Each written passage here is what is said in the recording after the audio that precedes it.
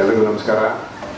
ಇವತ್ತು ನಮ್ಮ ಕಿಶೋರ್ ಇದು ನಿಮ್ಮ ವಾಹಿನಿ ಕಲಾವೇದಿಕೆ ವತಿಯಿಂದ ಮತ್ತು ನಮ್ಮ Suvarna Karnataka digital media association ವತಿಯಿಂದ ಏನು ಡಾಕ್ಟರು ಮತ್ತು ಪತ್ರಿಕೋದ್ಯಮ ಪ್ರಮುಖವಾಗಿ ನಮ್ಮ ಹಿರಿಯ ಪತ್ರಕರ್ತರಾದಂಥ ಮಾರ್ಗದರ್ಶಕರಾದಂಥ ವಿ ನಂಜುಂಡಪ್ಪನವರು ಹೇಳಿದಂಗೆ ಕಾರ್ಗಿಲ್ ವಿಜಯ ದಿವಸ ಆಚರಣೆ ಮಾಡಿಸೋಕ್ಕೆ ಮುಖ್ಯ ನಮಗೂ ಅವರು ಮಾರ್ಗದರ್ಶಕರು. ನಮ್ಮ ನಂಜುಂಡಪ್ಪ ಸರ್ ಎಲ್ಲ ವಿಚಾರಗಳನ್ನ ಅವ್ರ ಹತ್ರ ನಾವು ಹಂಚ್ಕೊಳ್ತೀವಿ. ಏನು ಮಾಡೋಣ ಸರ್, ನೆಕ್ಸ್ಟು ನಮ್ಮ ಯೋಧರನ್ನ ಯಾವ ರೀತಿ ಗೌರವಿಸೋಣ ಅನ್ನೋ ರೀತಿಯಲ್ಲೆಲ್ಲ ಹಂಚ್ಕೊಂಡಾಗ ಒಳ್ಳೊಳ್ಳೆ ಸಲಹೆಗಳು ಕೊಡ್ತಾರೆ. ಅದೇ ರೀತಿ ನಮ್ಮ ಹಿರಿಯರು ಕಿರಿಯರೆಲ್ಲ ಎಲ್ಲರನ್ನೂ ಬೆಳೆಸೋದ್ರಲ್ಲಿ ಪ್ರಮುಖವಾಗಿರ್ತಾರೆ.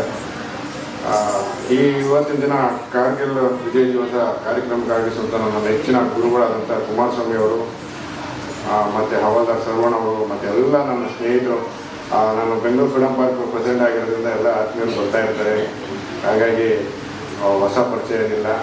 ಎಲ್ಲರನ್ನೂ ಇವತ್ತು ಬಿಗ್ ಸಲ್ಯೂಟು ನಮ್ಮ ಯೋಧರಿಗೋಸ್ಕರ ಸಲ್ಯೂಟ್ ಮಾಡ್ತಾ, ವಿಶೇಷವಾಗಿ ಪತ್ರಿಕೋದ್ಯಮದ ಬಗ್ಗೆ ನಮ್ಮ ನಂಜುಂಡಪ್ಪ ಸರ್ ಹೇಳಿದ್ದಾರೆ. ಇನ್ನು ಡಾಕ್ಟರ್ ವೈದ್ಯ ನಾರಾಯಣ ಹರಿ ಅಂತ ಅದನ್ನು ಕೂಡ ಅವರೇ ಉಚ್ಚಾರಣೆ ಮಾಡಿದರೆ ನಾನು ಹೆಚ್ಚು ಮಾತಾಡೋಂಥದ್ದೇನಿಲ್ಲ. ಹಾಗಾಗಿ ಇವತ್ತಿನ ದಿನ ಕಾರ್ಯಕ್ರಮಕ್ಕೆ ಆಗಮಿಸಿ ನಮ್ಮ ಹಿರಿಯ ನಾಗರಿಕರು, ಮಹಿಳೆಯರು, ನಮ್ಮ ಸುನೀತಾ ಮೇಡಮ್ ಇರ್ಬೋದಲ್ಲ, ಸುನೀತಾ ಅವರು ತುಂಬ ಖುಷಿಯಾಯಿತು. ನಮ್ಮ ಕುಮಾರಸ್ವಾಮಿ ನಮ್ಮ ನಿವೃತ್ತ ಯೋಧರ ಹತ್ರ ಮಾತಾಡ್ಬೇಕಾದ್ರೆ ಅದೇ ಮಾತನ್ನು ಹೇಳ್ತಾ ಇದ್ದೆ. ಎಷ್ಟು ಖುಷಿಯಾಗುತ್ತೆ ನೋಡಿ ಸರ್, ಮನೆಯಲ್ಲಿ ವಾಟ್ಸಪ್ ನೋಡ್ಕೊಂಡು ಅದೇನೋ ಧಾರಾವಾಹಿಗಳು ನೋಡ್ಕೊಂಡು ಕುಟ್ಕೊಂಡು ಮೊಬೈಲ್ನೇ ತಿರ್ತಾರೆ. ಖುಷಿ ಆಗುತ್ತೆ, ಎಷ್ಟು ಚೆನ್ನಾಗಿ ಡ್ಯಾನ್ಸ್ ಮಾಡ್ತಾರೆ. ನಮ್ಮ ಕಾರ್ಯಕ್ರಮಗಳು ಕರಿಬೇಕು, ಯಾಕೆಂದರೆ ನಾನು ಸಾವಿರಾರು ಕಾರ್ಯಕ್ರಮಗಳು ಅಟೆಂಡ್ ಮಾಡ್ತೀನಿ, ಜೊತೆಗೆ ನಾನು ಮಾಡ್ತಾ ಇರ್ತೀನಿ. ಇಂಥವ್ರಿಗೆ ವೇದಿಕೆ ಕೊಡಬೇಕು ಅಂತ ಹೇಳ್ತಾ ಇದ್ದೆ.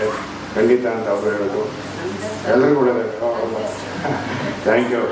ನಮ್ಮ ಕಿಶೋರ್ ಅವ್ರ ತಾಯಿ ನಮ್ಮ ಬ್ಯಾಚ್ ಅಂತ ಅವರು ಎಷ್ಟು ಆಕ್ಟಿವ್ ಆಗಿದ್ದಾರೆ ಅಂತ ಗೊತ್ತು ನನಗೆ. ಅವಾಗಲೂ ಪ್ರೋತ್ಸಾಹ ಮಾಡ್ತಾರೆ. ನನ್ನ ತಮ್ಮ ಕಿಶೋರ್ಗೆ ಅವ್ರ ತಂದೆ ಹೇಳಿದ್ದಾರೆ. ಹಾಗಾಗಿ ಅವರ ಕುಟುಂಬಕ್ಕೆ ಒಳ್ಳೆಯದಾಗಲಿ ಅಂತ ಹೇಳ್ತಾ ನನ್ನ ಮಾತು ವಿರಾಮವನ್ನು ಹೇಳ್ತೀನಿ. ಜೈ ಹಿಂದ್, ಜೈ ಕನ್ನಡ.